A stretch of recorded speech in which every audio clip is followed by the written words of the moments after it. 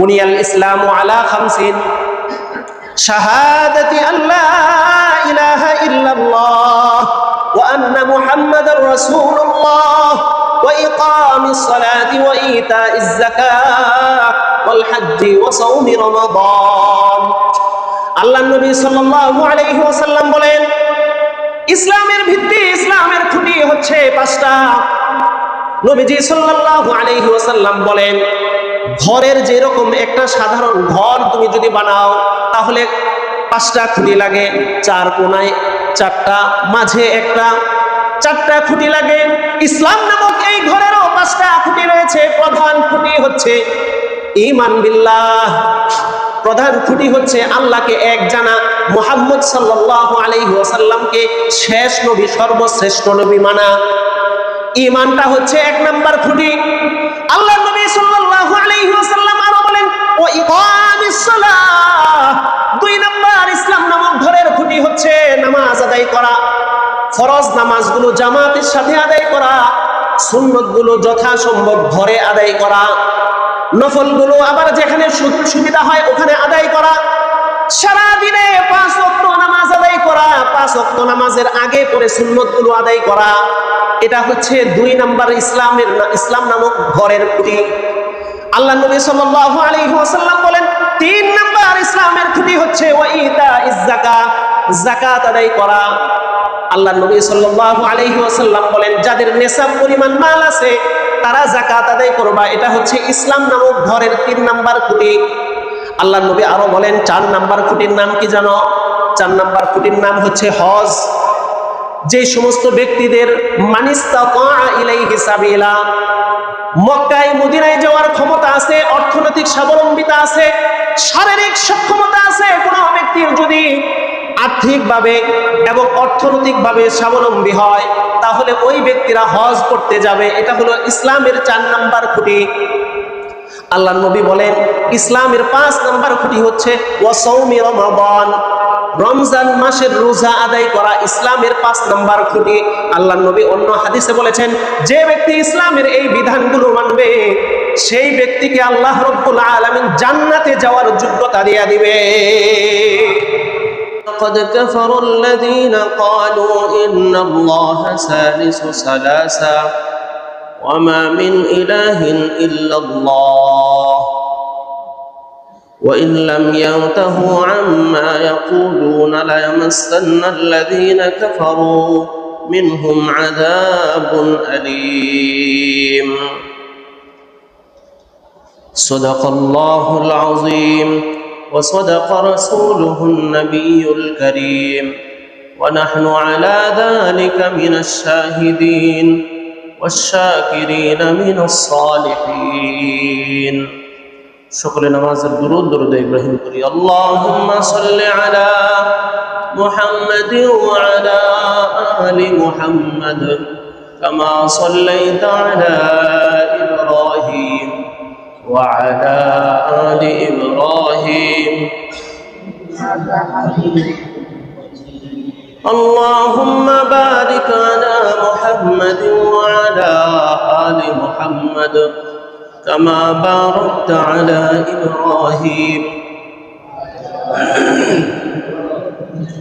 إنك حميد مجيد بلغ العلا بكماله كشف الدجى بجماله حسنت جميع خصاله صلوا عليه وآله لا إله إلا الله لا إله إلا الله لا إله إلا الله لا إله إلا الله لا إله إلا الله لا إله إلا الله لا إله إلا الله لا إله إلا الله لا إله إلا الله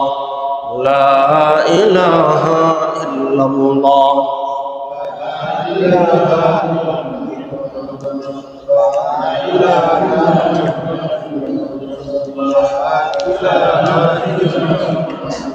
لا إله إلا الله محمد رسول الله صلى الله عليه وسلم। আলহামদুলিল্লাহ, আল্লাহ তাআলার আলিশান দরবারে অসংখ্য অগণিত শুকরিয়া আদায় করছি যে মহান আল্লাহ তাআলা আমাদেরকে দয়া করে, মায়া করে, ভালোবেসে, মহাব্বত করে আল্লাহর ঘর মসজিদে আসার বসার তৌফিক দান করেছেন। এজন্য অন্তর থেকে সকলে মিলে মহাব্বতের সাথে আওয়াজ করে সম্মিলিত কণ্ঠে বলি আলহামদুলিল্লাহ। সম্মানিত হাজিরিন, আজকে আমাদের আলোচনার বিষয় হচ্ছে সমাজে বর্তমানে সবচেয়ে আলোচিত বিষয় বাউল মতবাদ। এই বাউল সম্প্রদায়, তাদের সম্পর্কে আমরা আলোচনার শিরোনাম নির্ধারণ করেছি বাউল মতবাদ ও তাদের ভ্রান্ত আকীদা বিশ্বাস। আল্লাহ তাআলা আমাদেরকে আলোচনা বুঝার তৌফিক দান করেন। সমাজে বাউল সম্প্রদায়কে আমরা ছোটকাল থেকে দেখে আসছি, কিন্তু তাদের পরিচয় কি, তারা কি করে, এগুলো আমরা জানি না। বাউল মতবাদ একটা অসভ্য, রুচিহীন, নিকৃষ্ট একটা মতবাদ। এরা না মুসলিম, না হিন্দু, না বৌদ্ধ, আসলে কোনোটাই না। তারা বলে আমরা সবগুলোতেই আছি, কোনোটা বাদ রাখে না তারা। আমাদের একটা কথা বলে যে তলেরটাও খায়, উপরেরটাও খায়।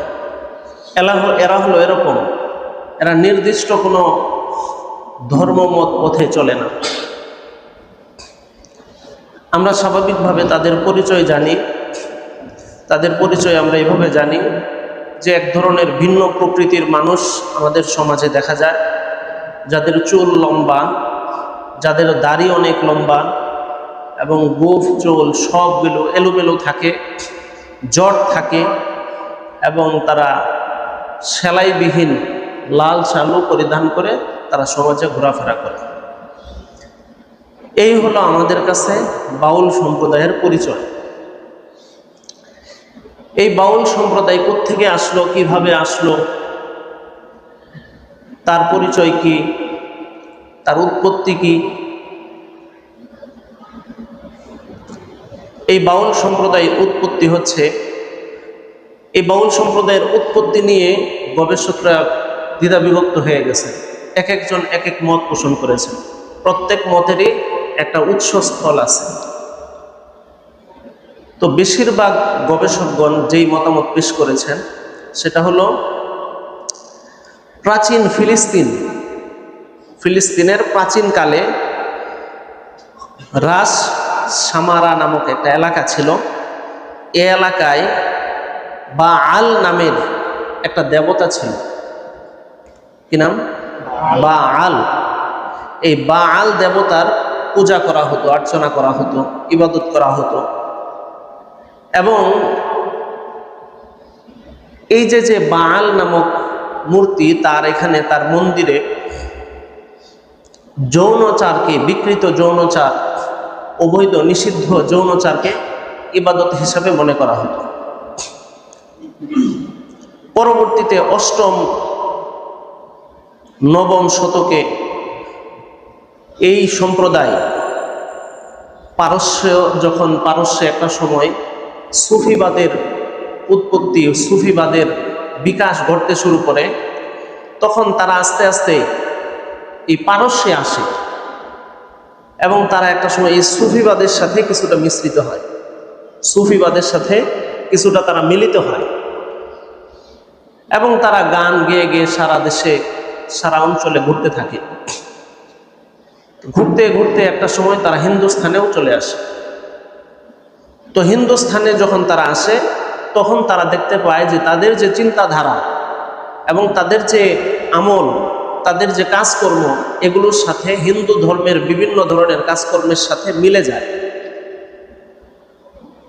যেমন তারাও গান বাদ্য করে, আবার আমরা জানি যে যখন পূজা হয় তখন মন্দিরেও গানবাদ্য হয়, এই যে একটা মিলে গেল। এরকম বিভিন্ন কাজকর্মের ক্ষেত্রে তারা দেখলো যে হিন্দুদের সাথে তাদের মিলে যায়। আবার হিন্দু ধর্ম থেকে একটা ধর্ম আবিষ্কার হয়েছে, সেটা হলো বৌদ্ধ ধর্ম। বুদ্ধ সর্বপ্রথম যে গৌতম বৌদ্ধ ধর্মের আবিষ্কারক, এই আবিষ্কারক সর্বপ্রথম এই বৌদ্ধ ধর্মের আবিষ্কারের পূর্বে সে হিন্দু ধর্মের অনুসারী ছিল। সে একজন যাজক ছিল, হিন্দু ধর্মের গুরু ছিল। সেখান থেকেই সে আলাদা হয়ে বৌদ্ধ ধর্মের আবিষ্কার করে। এই বাউলরা আরেকটু সামনে এগিয়ে দেখলো যে বৌদ্ধ ধর্মের সাথেও তাদের অনেক কাজকর্ম মিলে। আপনারা খেয়াল করলে দেখবেন যে বৌদ্ধ ধর্ম হিন্দু ধর্মের অনেক কাজ এই বাউলদের মধ্যে পাওয়া যায়। হিন্দু ধর্মের যারা গুরু হয় তারা সেলাইযুক্ত কাপড় পরে, বলেন, পরে না। আর এই বাউলরাও সেলাইযুক্ত কাপড় পরে না। সম্মানিত হাজিরিন, আপনারা খেয়াল করে থাকবেন,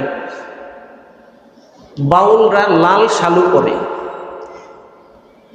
আর এই বজরং, এরপরে হিন্দু যে ভারতের উগ্র হিন্দুত্ববাদ আছে, যারা হিন্দুত্ববাদ নিয়ে কাজ করে, সংগঠনগুলো আছে ভারতের, এই মোদির চেলা চামুন্ডা যারা আর কি, তারা দেখবেন হলুদ কাপড় পরিধান করে।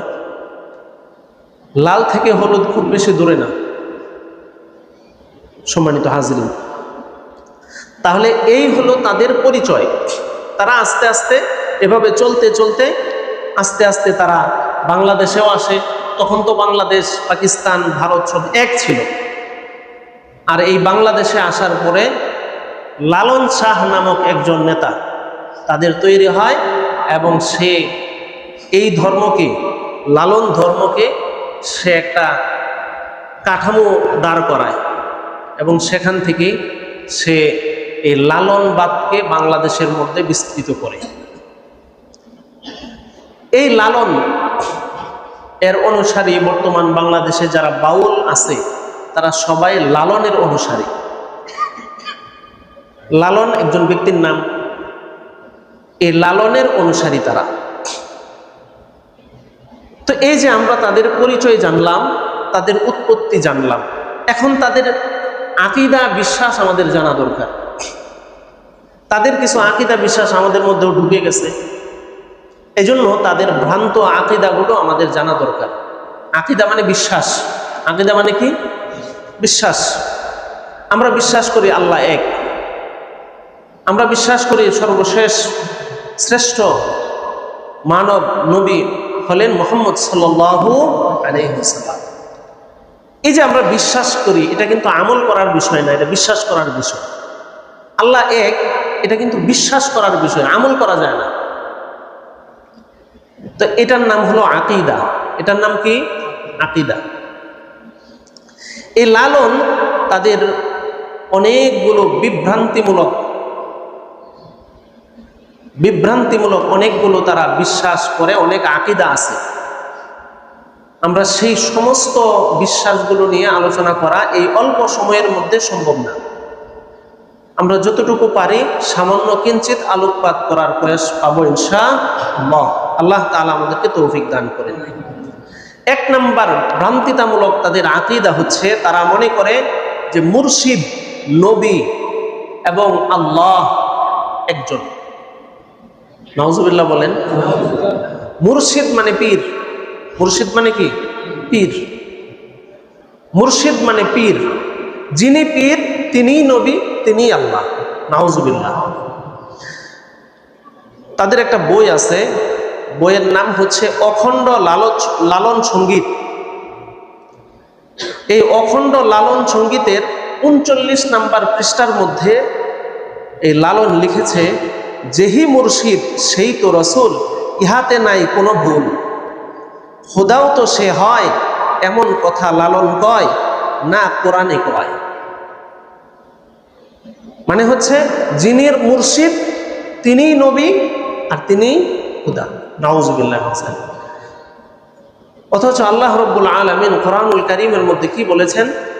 কোরআনুল কারীমের মধ্যে আল্লাহ রাব্বুল আলামিন সূরা বাকারার 163 নম্বর আয়াতের মধ্যে আল্লাহ তাআলা বলেন, ইলাহুকুম ইলাহু ওয়াহিদ লা ইলাহা ইল্লা হুয়ার রহমানুর রহিম। ইলাহুকুম, তোমাদের ইলাহ, ইলাহুল ওয়াহিদুন, একজন ইলাহ। তোমাদের ইলাহ একজন ইলাহ, লা ইলাহা ইল্লা হুয়ার রহমানুর রহিম। আর তোমাদের ইলাহ একজন ইলাহ, তার নাম হচ্ছে রহমান, তার নাম হচ্ছে রহিম, তিনি দয়ালু, তিনি দয়াবান। সুবহানাল্লাহ বলেন। সম্মানিত হাজিরিন, তাহলে আল্লাহ তাআলা বললেন ইলাহ কয়জন, খোদা কয়জন? খোদা এটা ফার্সি ভাষা, খোদা এটা কি ফার্সি ভাষা। তাহলে আল্লাহ রাব্বুল আলামিন কোরআনে বললেন ইলাহ কয়জন, খোদা কয়জন, আল্লাহ কয়জন? একজন। আর লালন বলল খোদা তিনজন। নাউজুবিল্লাহ বলেন। লালন কয়জন খোদা বলল? তিনজন খোদা বলল। লালন তিনজন খোদাই বিশ্বাস করে, তার মুর্শিদও খোদা, নবীও খোদা, আবার খোদা তো খোদাই। সম্মানিত হাজিরিন, কোরআনুল কারীমের মধ্যে সূরা মায়েদার 73 নম্বর আয়াতে আল্লাহ তাআলা বলেন, লাকাদ কাফারাল্লাযীনা ক্বালু ইন্নাল্লাহা সালিসু সালাসা। আল্লাহ তাআলা বলেন, যারা আল্লাহ তাআলা তিনজন মনে করে, লাকাদ কাফারাল্লাযীনা ক্বালু, তারা কুফরি করলো। নাউজুবিল্লাহ। আয়াতটা মূলত নাজিল হয়েছে খ্রিস্টানদের ব্যাপারে। তাদের ব্যাপারে খ্রিস্টানরাও খোদা তিনজন মনে করে, আল্লাহ তিনজন মনে করে, আল্লাহ, ঈসা, মারিয়াম, এই তিনজনকে আল্লাহ মনে করে। তাহলে এই লালনদের এই তিন খোদা মানার ক্ষেত্রে খ্রিস্টানদের সাথে মিলে গেছে। কাদের সাথে মিলছে? খ্রিস্টানদের সাথে মিলে গেছে। তাহলে আল্লাহ তাআলা বলতেছেন যারা তিনজন আল্লাহ মানে তারা কুফরি করলো। আল্লাহ তাআলা বলেন, ওয়ামা মিন ইলাহিন ইল্লা ইলাহু ওয়াহিদ। আল্লাহ তাআলা বলেন, ও বান্দা তুমি শুনে রাখো, আল্লাহ একজন। আল্লাহ তাআলা বলেন, ওয়া ইন লাম ইয়ানতাহু আম্মা ইয়াকুলুন। তারা যে বলে খোদা তিনজন, তারা যদি তাদের এই আকীদা বিশ্বাস থেকে ফিরে না আসে, লা ইয়ামাসান্নাল্লাযীনা কাফারু, তারা কুফরি করেছে। যারা কুফরি করলো মনে রাখবা, লা ইয়ামাসান্নাল্লাযীনা কাফারু মিনহুম আযাবুন আলীম, তাদেরকে কঠিন থেকে নিকৃষ্টতম শাস্তি তাদেরকে পাকড়াও করবে। নাউযুবিল্লাহ। আল্লাহ রাব্বুল আলামিন সূরা ইখলাস নাজিল করে বলেন, কুল হুয়াল্লাহু আহাদ। আল্লাহ কয়জন? কুল হুয়াল্লাহু আহাদ। আল্লাহ তাআলা বলেন, ও নবী আপনি আপনার উম্মতকে জানায়া দেন, কুল হুয়াল্লাহু আহাদ, আল্লাহ হলেন একক, আল্লাহর কোনো শরীক নাই। আল্লাহুস সামাদ, আল্লাহ তাআলা সামাদ। আল্লাহ এমন রব যেই রবের প্রতি সবাই মুখাপেক্ষী, কিন্তু ওই রব কারো মুখাপেক্ষী নন। লাম ইয়ালিদ ওয়া লাম ইউলাদ, আল্লাহ তাআলা কারো থেকে জন্ম গ্রহণ করেননি, আল্লাহ তাআলা নিজেও কাউকে জন্ম দেননি। কুল হুয়াল্লাহু আহাদ আল্লাহুস সামাদ লাম ইয়ালিদ ওয়া লাম ইউলাদ ওয়া লাম ইয়াকুল লাহু কুফুয়ান আহাদ। আল্লাহ তাআলার সমকক্ষ আর কেউ আছে? আল্লাহ তাআলা বলেন, আমার সমকক্ষ ধারে কাছেও কেউ নাই। সুবহানাল্লাহ। তাহলে এই সমস্ত আয়াত, কোরআনুল কারীমের এই আয়াতগুলো দ্বারা বুঝলাম আল্লাহ কয়জন? আওয়াজ করে বলেন, আল্লাহ একজন। লালন বলল আল্লাহ কয়জন? নবী যিনি তিনিও আল্লাহ, মুর্শিদ যিনি পিসাব, ওই পিসাবও আল্লাহ, আর আল্লাহ তো আল্লাহ। নাউযুবিল্লাহ মিন যালিক। এ হলো তাদের এক নাম্বার বিভ্রান্তিমূলক আকীদা। দুই নাম্বার তাদের বিভ্রান্তিমূলক আকীদা হচ্ছে তারা লালনকে, এই বাউলরা লালনকে নবী মনে করে। নাউজুবিল্লাহ বলেন। তাদের একটা বই আছে, ব্রেত্য লুকায়েত লালন। কি নাম? ব্রেত্য লুকায়েত লালন। এই 2 নম্বর সংস্করণের মধ্যে তারা লিখেছে, লালনের অনুসারী যারা এই বাউল মত সম্প্রদায়, তারা লিখেছে যে আমরা লালন, আমাদের ধর্ম আলাদা, আমরা না মুসলমান না হিন্দু। আমাদের নবী লালন শাহ, তার গান আমাদের ধর্মীয় শ্লোক, তার মাজার আমাদের তীর্থভূমি, আমাদের গুরুই আমাদের রসুল, আমাদের কালিমা লা ইলাহা ইল্লা লালন রাসূলুল্লাহ। নাউজুবিল্লাহ, জোরে কোন। এই হলো তাদের আকীদা, বিশ্বাস। তাদের নবীর নাম কি বলেন? তাদের নবীর নাম কি? লালন শাহ। 2 নম্বর তাদের বিভ্রান্তিমূলক আকীদা। ইসলাম কি বলে? ইসলাম কি বলছে? ইসলাম বলছে মা কানা মুহাম্মাদুন আবা আহাদিম মির রিজালিকুম ওয়ালাকিন রাসূলুল্লাহি ওয়া খাতামান নাবিয়্যিন ওয়া কানা আল্লাহু বিকুল্লি শাইইন আলিমা। আল্লাহ তাআলা বলেন, মা কানা মুহাম্মাদ আবা আহাদিম মির রিজালিকুম, মুহাম্মদ সাল্লাল্লাহু আলাইহি ওয়াসাল্লাম তোমাদের কোন পুরুষের পিতা নন। ওয়ালাকিন রাসূলুল্লাহ, তিনি হলেন রাসূল। আল্লাহ তাআলা বলেন ওয়ালাকিন রাসূলুল্লাহি ওয়া খাতামান নাবিয়্যিন, আর তিনি রাসূল এবং তিনি শেষ নবী।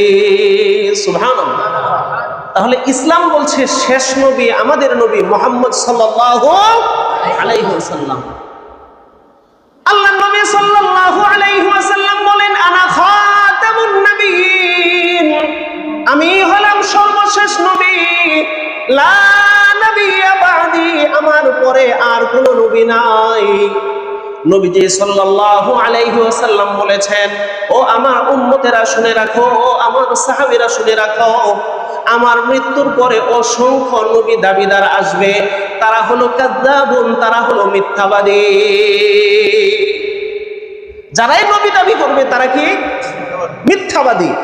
তাহলে নবীর কথা যদি সত্য হয়, তাহলে লালন কি?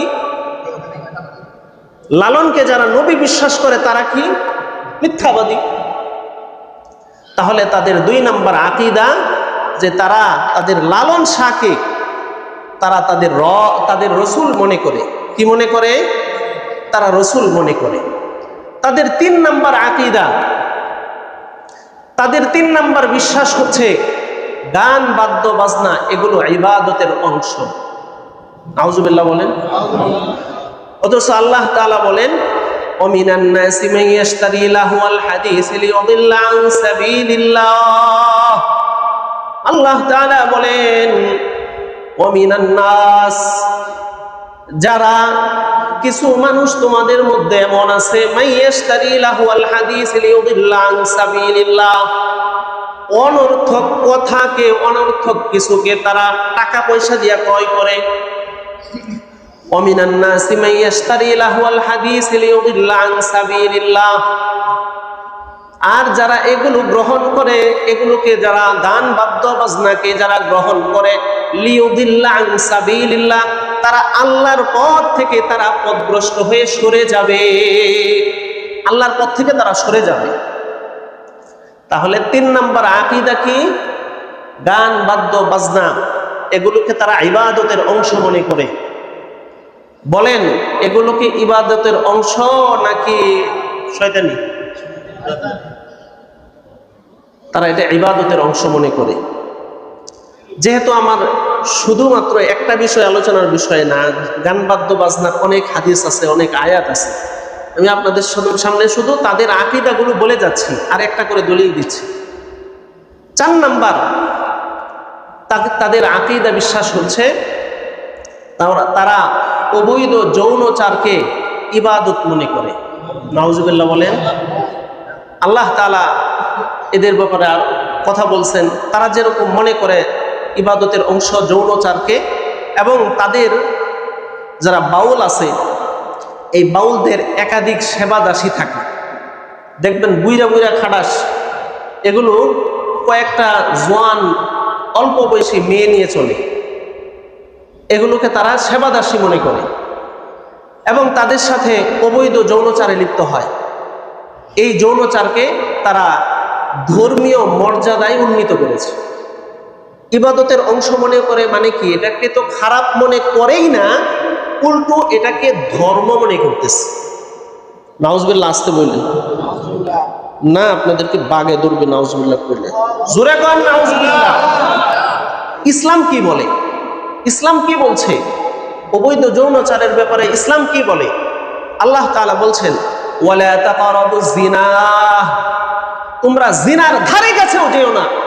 ইন্নাহু কানা ফাহিশা, এই জিনা হচ্ছে এটা ফাহিশা, এটা হচ্ছে নিকৃষ্টতা, এটা অশ্লীলতা। ওয়াসা সাবিলা, আর এটা হচ্ছে খারাপ পথ, নিকৃষ্ট পথ। নবীজি সাল্লাল্লাহু আলাইহি ওয়াসাল্লাম মুসলিম শরীফের 1690 নম্বর হাদিসের মধ্যে বলেছেন, খুদু আন্নি ফাকাদ জাআলাল্লাহু লাহুন্না সাবিলা, আস-সাইবু বিস-সাইবি ওয়াল বিকরু বিল বিকরি, আস-সাইবুল জালদু মিআতিন সুম্মা রাজামা বিল হিজারা। নবীজি সাল্লাল্লাহু আলাইহি ওয়াসাল্লাম বলেন, তোমরা আমার নিকট থেকে জেনে নাও, আল্লাহ তাআলা ব্যভিচারীদের ব্যাপারে পন্থা বাতলে দিয়েছেন। আল্লাহ রাব্বুল আলামিন যারা ব্যভিচার করবে তাদের কি হবে, কি শাস্তি হবে, এটা বলে দিয়েছেন। আল্লাহর নবী সাল্লাল্লাহু আলাইহি ওয়াসাল্লাম বলেন, বিবাহিত পুরুষ বিবাহিত নারীর সাথে যদি জিনা করে এবং অবিবাহিত পুরুষ অবিবাহিত নারীর সাথে যদি জিনা করে, তাদের শাস্তি দিতে হবে। তাদেরকে এমনি ছেড়ে দেওয়া যাবে না, শাস্তি দিতে হবে। নবীজি সাল্লাল্লাহু আলাইহি ওয়াসাল্লাম স্পষ্ট করে বলছেন কি দিতে হবে, কি শাস্তি। নবীজি বলেন, বিবাহিতকে 100 বেত্রাঘাত করতে হবে এবং অতঃপর 100 বেত্রাঘাত করার পরে প্রস্তর নিক্ষেপ করে হত্যা করা হবে, পাথর নিক্ষেপ করে তাকে হত্যা করতে হবে। আর যারা অবিবাহিত তাদেরকে 100 বেত্রাঘাত করতে হবে এবং 1 বছরের জন্য দেশান্তর করতে হবে। কে বললেন? কে বললেন? শাস্তি নির্ধারিত কার পক্ষ থেকে? নবীজি সাল্লাল্লাহু আলাইহি ওয়াসাল্লামের পক্ষ থেকে, মানে শরীয়তের পক্ষ থেকে। শাস্তি শরীয়তের পক্ষ থেকে নির্ধারিত। আর কোনো কথা নবীজি নিজের জবান থেকে বলেন না ততক্ষণ পর্যন্ত, যতক্ষণ না পর্যন্ত আল্লাহ বলে দেন। ইন হুয়া ইল্লা ওয়াহয়ুন ইউহা, আল্লাহ নবী সাল্লাল্লাহু আলাইহি ওয়াসাল্লাম কোনো কথা বলেন না যতক্ষণ না পর্যন্ত কে বলেন? আল্লাহ বলেন। তাহলে এই শাস্তি নির্ধারিত কার পক্ষ থেকে? এখন যদি কথার কথা বিবাহিত পুরুষদেরকে আর বিবাহিত নারীদেরকে এই শাস্তি দেওয়া হয়, সমাজের মধ্যে কয়জন বাইসা থাকবে বলেন? কয়জন বাইসা থাকবে? আল্লাহ মাবুদ জানে। পরকীয়া এখন হালকাতা শুরু হয়েছে, পরকীয়ার হালকাতা চলতেছে। অনলাইনের যুগ, অনলাইনে তো এখন সমকামিতার জন্য আলাদা গ্রুপ আছে। সমকামিতা প্রমোট করার জন্যে কার সাথে কার যোগাযোগ হবে, এটা অনলাইনে বিভিন্ন অ্যাপ আছে। অ্যাপ এগুলো তো আমাদের জানতে হয়, জানাটা আমাদের জন্য জরুরি। এই অ্যাপের মাধ্যমে তাদের সঙ্গীকে খুঁজে নেয়। নাউজুবিল্লাহ বলেন। সমকামী, ঢাকার একজন সমকামী ওই অ্যাপের মাধ্যমে গাজীপুরের একজন সমকামীর সাথে যোগাযোগ করে বাস তারা অবৈধ যৌনচারে, বিকৃত যৌনচারে লিপ্ত হতে পারে। অনুরূপভাবে একজন মেয়ে ছেলে, এমনকি একজন স্বামী তার স্ত্রীকে আরেকজনের কাছে দেয়, আরেকজন স্ত্রীকে সে ভোগ করে, এটা আনন্দ। নাউজুবিল্লাহ বলেন।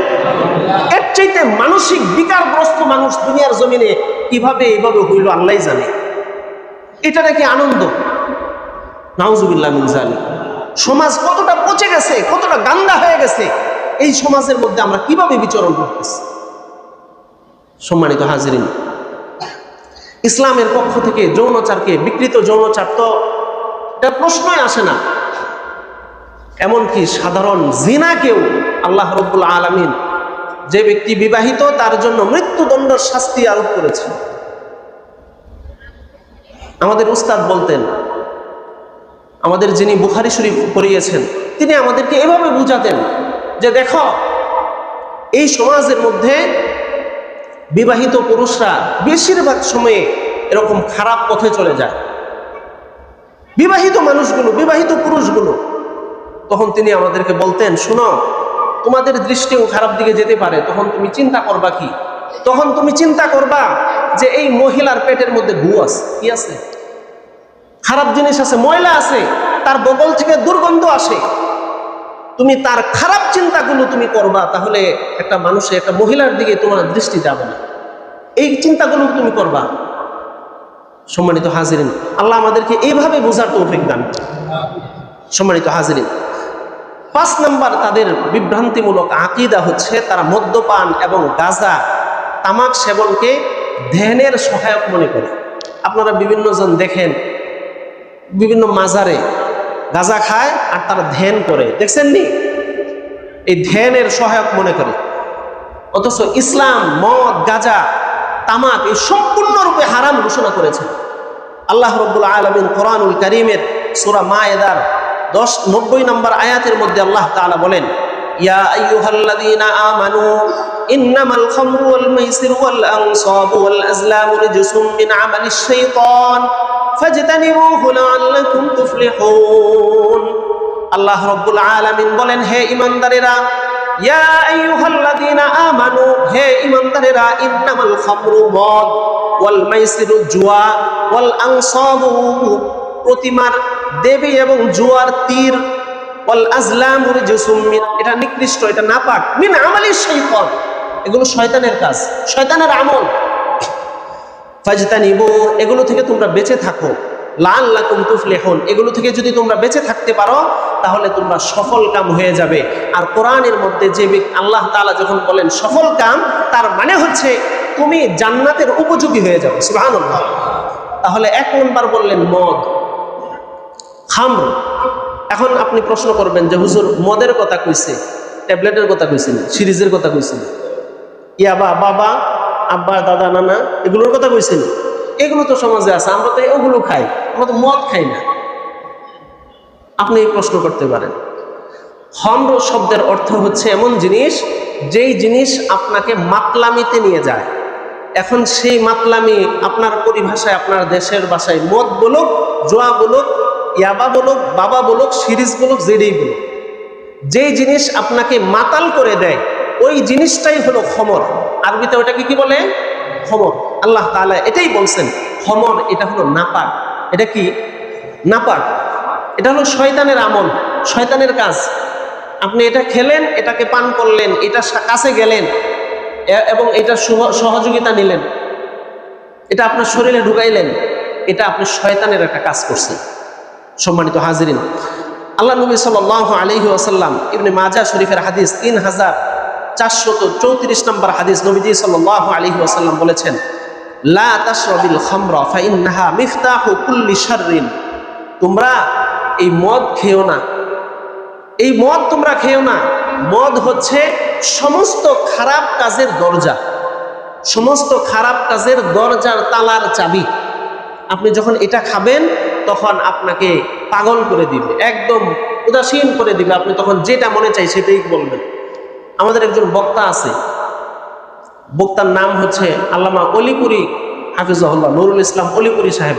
উনি বলেন, মজা করে বলেন আর কি, যখন মানুষ এগুলো খায় তখন খাম্বারে গিয়া মনে করে যে এটা আমার বউ, তার তো তার ছিঁড়ে গেছে, কতক্ষণ সময়ের জন্য তো তার ছিঁড়ে গেছে, এখন খাম্বারে মনে করে বউ, বউরে মনে করে মা। নাউজুবিল্লাহ। তাহলে এগুলো খাওয়া যাবে? বলেন, খাওয়া যাবে?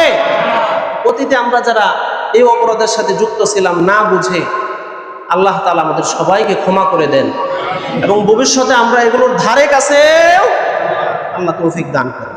সম্মানিত হাজির, এবং তাদের 6 নাম্বার বিভ্রান্তিমূলক আকীদা হচ্ছে তারা নামাজ, রোজা, হজ, যাকাত এগুলোকে অপ্রয়োজনীয় মনে করে এবং সাধনার ক্ষেত্রে এগুলোকে অন্তরায় মনে করে এগুলো বাধা। নামাজ পড়লে সাধনা করা যাবে না, রোজা রাখলে সাধনা করা যাবে না, হজ করলে, যাকাত দিলে সাধনা করা যাবে না, এগুলো তারা বিশ্বাস করে। সম্মানিত হাজিরিন, কোরআন কি বলছে? কোরআন বলছে, আল্লাহ রাব্বুল আলামিন কোরআনুল কারীমের মধ্যে বলেছেন, ওমা উমিরু ইল্লা লিয়াবুদুল্লাহা মুখলিসিনা লাহুদ-দ্বীন হুনাফাআ ওয়া ইউকিমুস সালাতা ওয়া ইউতুজ যাকাতা ওয়া যালিকা দীনুল কাইয়্যিমা। আল্লাহ রাব্বুল আলামিন বলেন, তাদেরকে এছাড়া আর কোনো নির্দেশ দেওয়া হয়নি। তারা খাঁটি মনে একনিষ্ঠভাবে আল্লাহর ইবাদত করবে, নামাজ কায়েম করবে এবং যাকাত আদায় করবে। এটাই হচ্ছে দ্বীন, এটাই হচ্ছে ধর্ম। আল্লাহ কি বললেন আয়াতের মধ্যে? আল্লাহ তাআলা বললেন তাদেরকে এটাই নির্দেশ দেওয়া হয়েছে, এটাই ধর্ম, যে তারা নামাজ আদায় করবে, তারা আল্লাহকে বিশ্বাস করবে, তারা রোজা রাখবে, তারা যাকাত দিবে। এটাই কি ধর্ম, এটাই ধর্ম। আর এরা বলতেছে কি নামাজও করা যাবে না, রোজাও রাখা যাবে না, হজও করা যাবে না, যাকাতও দেওয়া যাবে না। তাদেরকে যদি জিজ্ঞেস করেন যে কি ভাই তুমি নামাজ পড়ো না কে, তখন তারা বলবে আমরা তো নামাজ পড়ি, সেটা মনে মনে পড়ি। বুঝেন না এই কথা? তারা মনে মনে পড়ে, তারা ধ্যানের মাধ্যমে নামাজ আদায় করে। বুঝেন না? ওই যে সমকামীরা বলে তারা কি মনে মনে নারী, আপনারা কি জানেন না নাকি? তারা বলে যে আমরা কি মনে মনে নারী, মনে মনে কি ট্রান্সজেন্ডার। তারা মনে করে যে তারা মনে মনে নারী। আমি যদি মনে মনে করি আমি তো বাংলাদেশের প্রধানমন্ত্রী, তাহলে কি ইউনূস নেমে যাবো? আমার মানবো? আমি তো পিডায় সব দূরে লয়ে যাবো। আমি যদি মনে করি যে আমি এই মসজিদের সভাপতি, আমার আরেক বেলা নামাজ পড়াইতে আপনারা দিবেন না? দিবেন? আপনি অনধিকার চর্চা করতেছেন। এরা মনে মনে নামাজ পড়ে, মনে মনে তারা হজ করে, আবার তারা মক্কা শরীফে যাওয়াকে জরুরি মনে করেন। তারা তো হজই দরকার না। সম্মানিত হাজিরিন, আল্লাহ রাব্বুল আলামিন আরো বলেছেন সূরা বাকারার 196 নম্বর আয়াতের মধ্যে আল্লাহ তাআলা বলেন, ওয়া আতিমুল হাজ্জা ওয়াল উমরাতা লিল্লাহ। বান্দা তুমি হজকে উমরাকে তোমরা পরিপূর্ণ করো। তাহলে আল্লাহ তাআলা আমাদেরকে হজ করতে অনুমতি বা নির্দেশ দিলেন কিনা? উমরা করতে নির্দেশ দিলেন কিনা? আল্লাহ তাআলা আমাদেরকে হজ করতে উমরা করতে নির্দেশ দিলেন। আর তারা বলল যে হজ উমরার দরকার নাই। এটা হলো তাদের আকীদা, বিশ্বাস। আল্লাহ নবী সাল্লাল্লাহু আলাইহি ওয়াসাল্লাম বলেছেন ইসলামের ভিত্তি কয়টা? আওয়াজ করে বলেন কয়টা? ইসলামের ভিত্তি হচ্ছে 5টা। আল্লাহ নবী সাল্লাল্লাহু আলাইহি ওয়াসাল্লাম বলেছেন বুখারী শরীফের 8 নম্বর হাদিস, বুনিয়াল ইসলামু আলা 50 শাহাদাতি আল্লা ইলাহা ইল্লাল্লাহ ওয়া আন্না মুহাম্মাদার রাসূলুল্লাহ ওয়া ইকামিস সালাতি ওয়া ইতাইজ যাকাত ওয়াল হজ্জি ওয়া সাওমি রমাদান। আল্লাহ নবী সাল্লাল্লাহু আলাইহি ওয়াসাল্লাম বলেন ইসলামের ভিত্তি, ইসলামের খুঁটি হচ্ছে 5টা।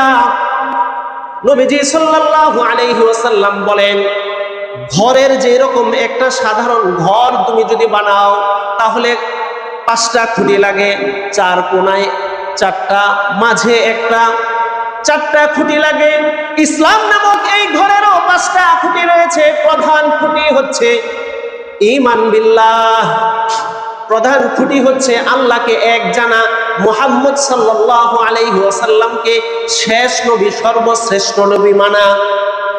ঈমানটা হচ্ছে 1 নাম্বার খুঁটি।